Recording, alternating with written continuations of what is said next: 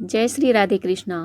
भाद्रपद मास श्री कृष्ण पक्ष की चतुर्थी तिथि के दिन बहुला चौथ का व्रत किया जाता है। इसे सामान्य भाषा में बहुला चतुर्थी भी कहते हैं। इस दिन संकट चतुर्थी का व्रत भी किया जाता है। बहुला चतुर्थी के व्रत में गौ माता के पूजन का विशेष महत्व दिया गया है। इस दिन किसान अपने गाय बैल की पूजा करते हैं। इस दिन भगवान श्री कृष्ण और भगवान गणेश की पूजा की जाती है। बहुला चौथ का व्रत ऐश्वर्य प्राप्ति, संतान प्राप्ति और संतान की रक्षा के लिए किया जाता है। पौराणिक कथा के अनुसार भगवान श्री कृष्ण ने ही बहुला चौथ को गौ पूजन और गौ सेवा के दिन के रूप में प्रतिपादित किया था।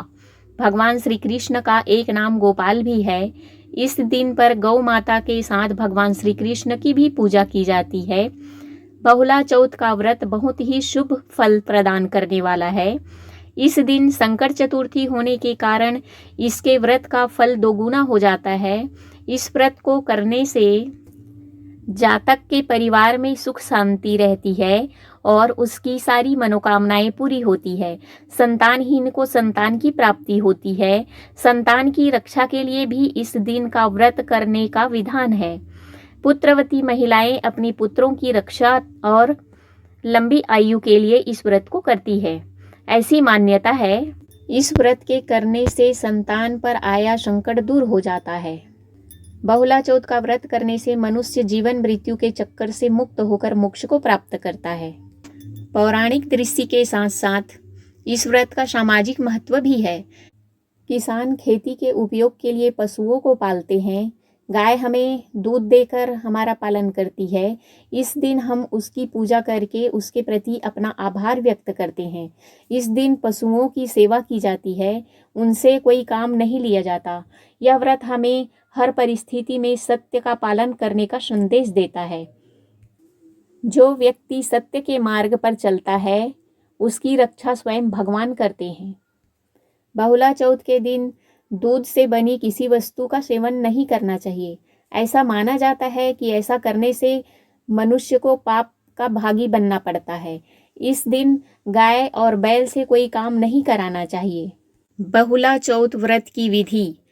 भगवान श्री कृष्ण द्वारा प्रतिपादित इस शुभ फल देने वाले व्रत की विधि इस प्रकार है। बहुला चौथ के व्रत में एक ही समय भोजन किया जाता है, वो भी संध्या के समय पूजन के बाद। इस दिन मिट्टी से पूरा शिव परिवार यानी भगवान शिव, माता पार्वती, कार्तिकेय जी, गणेश जी, नंदी जी और साथ में गाय और बछड़ा बनाकर पूजा स्थान पर एक चौकी पर स्थापित करें।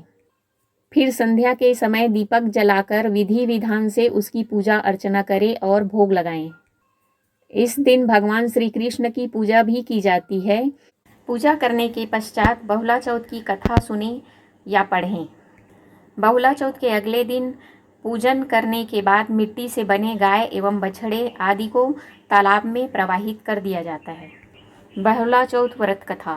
पौराणिक कथा के अनुसार द्वापर युग में संसार को कंस के अत्याचार से मुक्त कराने और धर्म की स्थापना करने के लिए भगवान श्री हरि विष्णु ने माता देवकी के गर्भ से श्री कृष्ण के रूप में अवतार लिया। जब श्री हरि विष्णु बैकुंठ से पृथ्वी पर अवतरित हुए तो बहुत से देवी देवताओं ने भी उनकी लीलाओं का आनंद उठाने के लिए और उसमें भाग लेने के लिए धरती पर गोप गोपियां बनकर अवतार लिया। भगवान श्री कृष्ण को गौ सेवा करते देख समुद्र मंथन से उत्पन्न हुई कामधेनु ने भी भगवान श्री कृष्ण द्वारा सेवा की इच्छा से बहुला नामक गाय के रूप में नंद बाबा की गौशाला में प्रवेश किया। बहुला के साथ एक बछड़ा भी था। भगवान श्री कृष्ण को गायों से बड़ा प्रेम था और उसमें उन गायों में से बहुला उन्हें बहुत प्रिय थी। भगवान श्री कृष्ण जानते थे कि बहुला कामधेनु के रूप है और उनके प्रेम के कारण ही उसने यह रूप लिया है। भाद्रपद माह की कृष्ण पक्ष की चतुर्थी का दिन था। उस दिन बहुला वन में चरती हुई बहुत आगे चली गई थी और अपने झुंड से बिछड़ गई। शाम होती देख उसे अपने बछड़े की चिंता सताने लगी। तभी एक बहुत विशालकाय शेर उसके सामने प्रकट हो गया। शेर को अपने सामने पाकर बहुला डर के मारे स्तब्ध हो गई। उसे लगा कि उसकी मृत्यु निकट आ गई है। मृत्यु को सामने देखकर बहुला के मन से अपने बछड़े के भूखे होने का ध्यान नहीं गया। मन में भगवान का ध्यान करके उसने वनराज से कहा, मेरा बछड़ा भूखा है और मैं उसे दूध पिलाकर तुम्हारा भोजन बनने के लिए आ जाऊंगी। वनराज ने उससे कहा कि सामने आए शिकार को मैं कैसे जाने दे सकता हूँ। मैं जानता हूँ तू एक बार यहाँ से जाने के बाद दोबारा नहीं आएगी। तेरा बछड़ा भूखा है तो क्या, मैं भी तो भूखा हूँ। पहले तू मेरा भूख मिटा। बहुला ने शेर से कहा, मैं तुम्हें वचन देती हूँ कि एक बार अपने बछड़े को दूध पिलाकर उसकी भूख मिटाकर मैं तुम्हारा भोजन बनने के लिए आ जाऊंगी।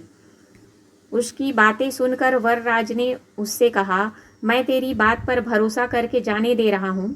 तू जल्दी से अपने बछड़े को दूध पिलाकर वापस आ जाना, मैं तेरी प्रतीक्षा करूँगा। बहुला ने जाकर अपने बछड़े को दूध पिलाकर उसकी भूख शांत की और उससे दुलार करके वापस जंगल में उस शेर के पास जा पहुंची। जब बहुला वनराज के पास पहुंची तो यह देखकर अचंभित रह गई कि वो शेर और कोई नहीं बल्कि भगवान श्री कृष्ण ही थे। उन्होंने बहुला की परीक्षा लेने के लिए शेर का रूप धारण किया था। बहुला ने अपने वचन के पालन के लिए अपने प्राणों की भी परवाह नहीं की थी। उसकी सत्यनिष्ठा, निर्भीकता और वचन परायणता देखकर भगवान श्री कृष्ण उस पर प्रसन्न हुए और उनको वरदान दिया, अब से आज के दिन तुम्हारी पूजा की जाएगी। लोग तुम्हें गौ माता मानकर पूजा करेंगे। इस दिन तुम्हारी पूजा करने से मनुष्य के धन ऐश्वर्य में वृद्धि होगी। संतान की इच्छा रखने वाले को संतान की प्राप्ति होगी। जो माता तुम्हारी पूजा करेगी उसकी संतान दीर्घ आयु होंगे और उन सब की मनोकामनाएं पूरी होंगी। इस तरह व्रत करने वाले, कथा कहने वाले, कथा सुनने वाले सब पर भगवान की आशीष बरसेगी। जय श्री राधे कृष्ण।